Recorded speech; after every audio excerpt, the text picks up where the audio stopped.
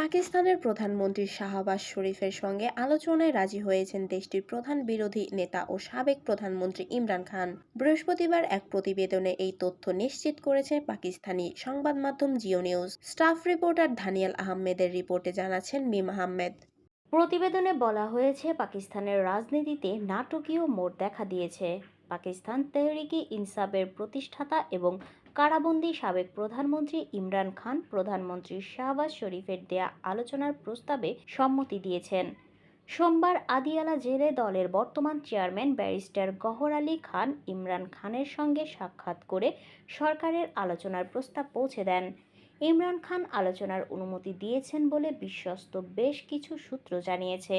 তবে ইমরান খান পরিষ্কার করে দিয়েছেন, আলোচনাটি গোপনীয়ভাবে ও গণমাধ্যমের উপস্থিতি বা নজরের বাইরে হওয়া উচিত, যেন ফলপ্রসূ সিদ্ধান্তে পৌঁছানো যায়।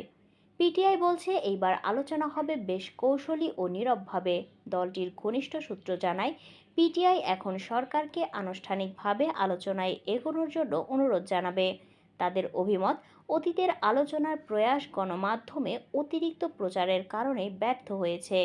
তাই এবার তারা চান টেকসই পরিবেশে এই আলোচনা হোক। সম্প্রতি পাকিস্তানের জাতীয় পরিষদে দেয়া এক বক্তব্যে প্রধানমন্ত্রী শেহবাজ শরীফ পিটিআইকে জাতীয় সংলাপে যোগ দেওয়ার আহ্বান জানান। ব্যারিস্টার গওহর সেই প্রস্তাবকে স্বাগত জানালেও পিটিআই স্পষ্ট করে জানায়, ইমরান খানের সম্মতি ছাড়া কোনো অগ্রগতি সম্ভব নয়।